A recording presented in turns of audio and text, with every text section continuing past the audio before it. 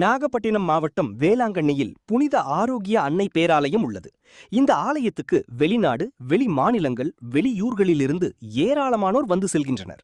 மேலும் இது சுற்றுலா தலமாகவும் விளங்குகிறது. இவ்வாறு பல்வேறு சிறப்புகள் பெற்ற வேளாங்கண்ணியில் ரயில்வே சேவையை மேம்படுத்த வேளாங்கண்ணி பேராலயம் மற்றும் ரயில் பயணிகள் கோரிக்கை விடுத்திருந்தனர்.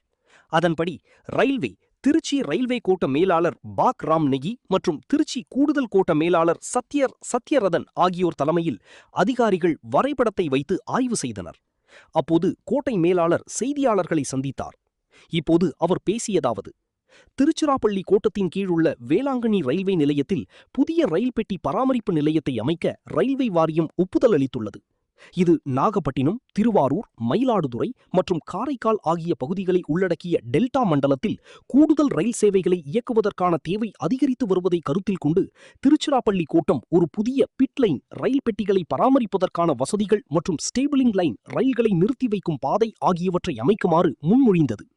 இதற்காக அனுமதிக்கப்பட்ட ரூபாய் 48.96 கோடி நிதியானது இதில் சிவில் உள்கட்டமைப்பு, இயந்திரங்கள் மற்றும் ஆலைகள், மின்சாரம் வழங்கும் ஏற்பாடுகள், ரயில் பெட்டிகளின் விளக்குகள் மற்றும் குளிர்சாதன வசதிகளை சோதிக்கும் வசதிகள் மற்றும் தண்டவாள இணைப்பு பாதைகள் அமைத்தல் ஆகியவற்றுக்கான செலவுகளை உள்ளடக்கியது. திருச்சிராப்பள்ளி மற்றும் விழுப்புரம் ஆகிய இடங்களில் ஏற்கனவே உள்ள பராமரிப்பு நிலையங்களை தவிர திருச்சிராப்பள்ளி கோட்டத்தில் அமைய உள்ள 3வது பராமரிப்பு நிலையமாக இது திகழும்.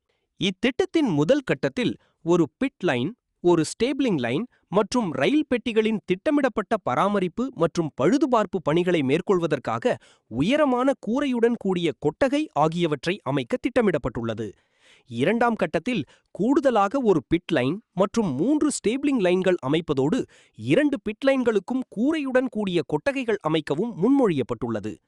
இங்கு அமைக்கப்படவுள்ள பிட் லைன்கள் நவீன ரயில் பெட்டிகள் மற்றும் தற்கால ரயில் தொகுப்புகளை பராமரிக்கும் திறன் கொண்டவையாக இருக்கும். அமையவுள்ள இந்த வசதி இப்பகுதியில் கூடுதல் ரயில் சேவைகளை அறிமுகப்படுத்த உதவுவதுடன் சுற்றுலாத்துறைக்கும் பெரும் ஊக்கத்தை அளிக்கும் என்று எதிர்பார்க்கப்படுகிறது. இது வேளாங்கண்ணி பேராலயம், நாகூர் தர்கா, திருநள்ளாறு தர்பாரண்யேஸ்வரர் கோயில், டேனிஷ் கோட்டை மற்றும் அழகிய கடற்கரைகள் உள்ளிட்ட பல முக்கிய சுற்றுலா மற்றும் ஆன்மீக தலங்களுக்கான ரயில் இணைப்பை மேம்படுத்தும். இவ்வாறு அவர் கூறினார்.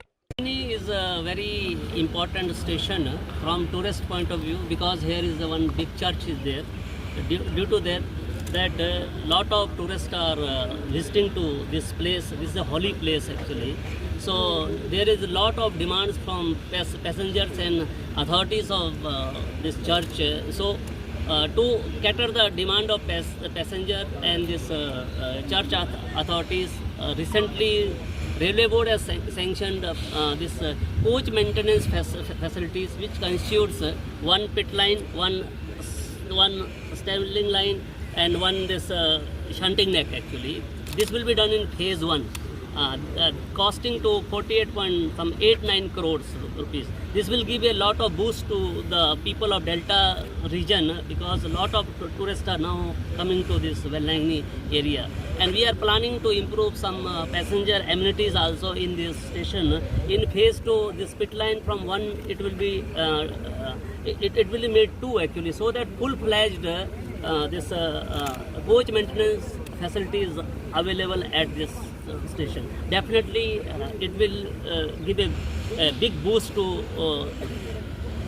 tourism, and also lot of this passenger amenities will be improved in this station. This was long cherished demand of people of Delta region, Nagapattinam and all surrounding area. That dream is now going to be fulfilled. In very near this will be made function within a year or so. Thank you. Thanks. DRM sir அவர்களோடு சேர்ந்து நமது ஆயர் அவர்களுடைய, தஞ்சை ஆயர் அவர்களுடைய ஆசிரியரோடும் திருத்தலத்தில் இருக்கின்ற அனைத்து அருட்தந்தையர்களும் ஒன்றிணைந்து திருப்பயணிகளின் வசதிக்காக நிறைய வசதிகள் செய்து தர வேண்டும் என்று விடாமுயற்சியோடு நாங்கள் சதன் ரயில்வேயில் இருக்கக்கூடிய அனைத்து உயர் அதிகாரிகளையும் சென்று கேட்டுக்கொண்டிருந்தோம்.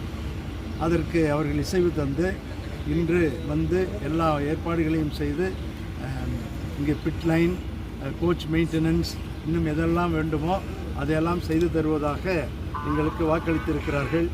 அதோடு கூட இதற்கான பணத்தையும் பட்ஜெட்டிலே ஒதுக்கீடு செய்திருக்கிறார்கள். ஏறக்குறைய 48 கோடி 50 கோடி அளவுக்கு செய்திருக்கிறார்கள்.